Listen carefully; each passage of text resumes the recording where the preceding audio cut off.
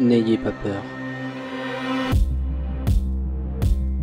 Votre corps physique et votre conscience sont désynchronisés. Visitez avec moi les confins de l'espace. Arpentez d'autres réalités. Faites la connaissance d'autres formes de vie.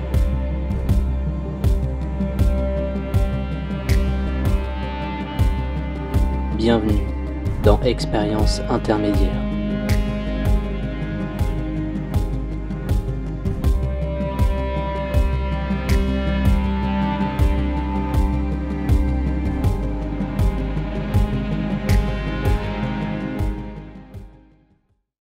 Coucou. La lumière de la connaissance. On peut commencer. Bienvenue pour cet épisode 1 de la saison 2 de Expérience intermédiaire. Donc, là, on va parler du champ d'énergie, du plan éthérique, et on va répondre à quelques questions que nous ont posées certaines personnes sur le Discord. Merci à eux, ils ont répondu à l'appel, quelques-uns, mais les questions étaient assez denses, quelquefois. Donc, tout d'abord, le plan éthérique, c'est bien la première chose qu'un voyageur hors du corps expérimente. À ce titre, je me considère encore comme un bébé voyageur, car mes connaissances ne sont pas encore à la hauteur de mes expériences. Toutefois, j'ai quelques réflexions à ce sujet, et même si j'ai pu vivre ces choses, il restera qu'il s'agit que de mon avis, et qu'il n'est pas important, sans que vous n'ayez vous-même expérimenté de votre côté, pour nourrir une réflexion commune. Donc, on commence avec la question de Veil le Roi, si je prononce bien. Pourquoi nous avons cette capacité ? Donc, sous-entendu, pourquoi on voyage hors du corps ? Pourquoi on aurait cette capacité-là, en fait ? Donc, à mon sens, il s'agit d'une faculté naturelle, ou plutôt de l'essence même de ce que nous sommes réellement, des voyageurs de la conscience sur Terre, ou plutôt, des consciences en transit. Cette faculté ne peut pas être entièrement verrouillée, car il semble exister une sorte de système énergétique malléable, qui permet ce genre d'expérience justement. C'est comme un mode admin de notre propre processeur permettant d'avoir conscience, non pas que du hardware qui nous compose, mais aussi de tout l'environnement, voire du cyberespace dans cet exemple. Aussi, on comprend que c'est un moyen de pallier au déficit d'information sur les réalités qui se transforme souvent en croyance avec tous les points négatifs que cela comporte. L'expérience permet de créer de la connaissance puis de la sagesse. Alors, je ne peux que vous encourager à expérimenter par vous-même. Nous avons ensuite Dalwen. Ça fait très elfique quand même Dalwen, j'aime beaucoup. Peut-on se connecter à une autre conscience que la nôtre, genre un animal, un humain, pour ne pas dire la posséder. Donc la posséder, non, moi j'ai pas d'expérience de ça. Marc a une expérience, mais apparemment c'est parce que la personne avait un système énergétique qui était troué à cause de l'alcool, et du coup il en a profité pour s'y infiltrer, tel le démon qu'il est. En tout cas, moi personnellement, ce que je peux dire, c'est que on peut effectuer un couplage énergétique, on appelle ça comme ça dans le jargon.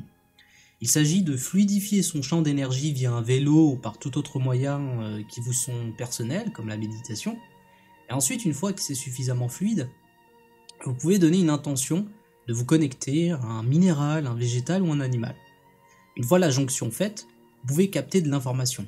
Si vous arrivez à distinguer dans le champ mental ce qui provient de vous, de ce qui vient de l'extérieur.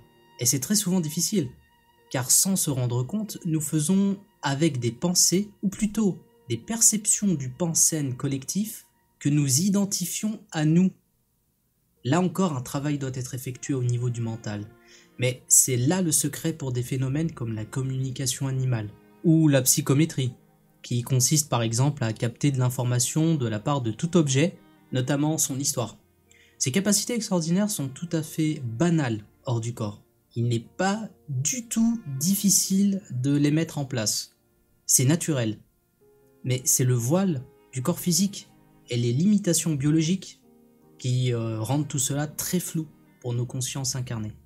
Mais c'est un travail qui est possible de faire.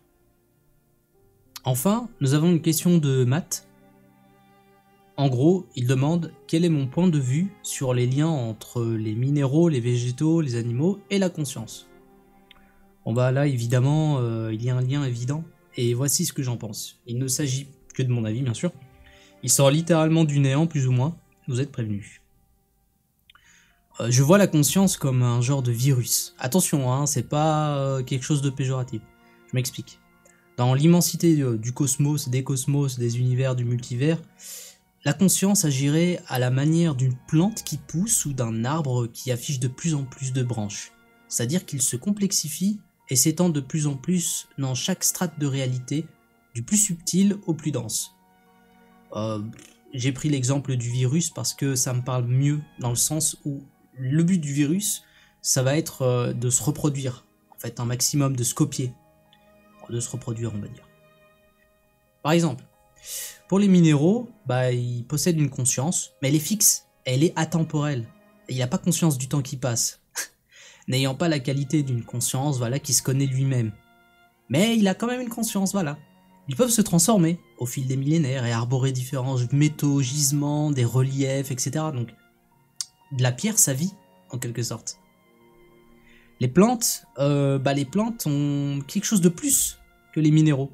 Ils peuvent croître, se complexifier, ok, mais aussi se reproduire. Donc, une conscience peut être collective aussi.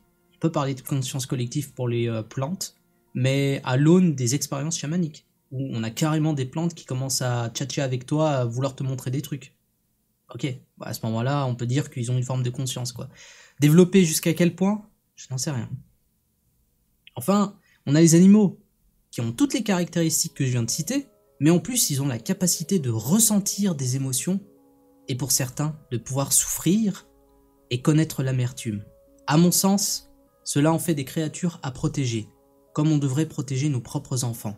Non pas dans un espèce de paternalisme qui ne voudrait absolument rien dire, mais dans une attitude bienveillante et chaleureuse permettant le développement de leur conscience, car celle-ci n'est pas du tout stagnante, elle se développe elle aussi. Donc, concernant les animaux, à ce titre, ils n'ont pas forcément de sursoi ou de je ne sais pas quoi ou de la famille qui les attendrait après la mort. Mais par contre, je sais que Serge Boutboul parle de strates de réalité qui correspond à certains animaux qui sont plus ou moins conscients, développés. Par exemple les chats et les chiens. Donc je réponds un petit peu à la question aussi de Mae du Discord. J'ai pas les coordonnées de la planète des chats, mais tu vois, si tu fais des sorties hors du corps et que tu te connectes par exemple à la signature énergétique d'un animal qui est mort et pour qui tu avais de l'affection, tu pourrais très bien le retrouver ailleurs, s'il ne s'est pas réincarné entre temps. Et il me semble que Serge Boutboul parle d'entités collectives, dans le sens où par exemple dans ces réalités là tu vas avoir des amoncellements comme ça d'âmes ou d'esprits de chats qui vont former une espèce d'entité supérieure, tu vois. C'est un peu leur évolution naturelle par la suite. Après, j'en sais absolument rien, j'ai pas visité ces strates de réalité, quoi. Après, pourquoi pas. En tout cas, voilà, c'était tout ce que je voulais partager avec vous. N'hésitez pas à poser des questions encore et encore, c'est bon ça. Et faites des vélos, quoi. Sérieux, faites des vélos, ça va. Parce que, quand même, j'ai pas mal de témoignages de personnes qui, en faisant du vélo régulièrement, voient leur vie nocturne en termes de rêves lucides, et d'état vibratoire devenir beaucoup plus intéressante. C'est-à-dire que là c'est un témoignage que je fais vite fait, mais quand je fais des vélos de façon intensive, les nuits je peux me souvenir de 3, 4, 5 rêves, et à chaque fois je fais des réveils comme ça nocturnes où c'est vraiment parfait pour faire des sorties hors du corps, quoi. Limite un petit état vibratoire et puis boum boum, hein, on y va. Donc c'est un exercice qui est long à maîtriser, mais c'est un exercice qui peut porter ses fruits et de beaux fruits. Donc n'hésitez pas à le faire. Parce que quand on compare par exemple la méditation transcendantale, ce que vous voulez, quoi, ou la méditation pleine conscience et le vélo c'est quelque chose de vachement plus pratique, de vachement plus efficace que de la méditation qui va peut-être avoir des effets bénéfiques pour d'autres choses, et pour calmer en fait votre champ d'énergie, donc au final faire quelque chose quand même sur ce plan-là, mais pas comme un vélo. Un vélo ça peut vous amener à voyager, quoi, tout simplement à long terme et à moyen terme. Donc pratiquez mes amis.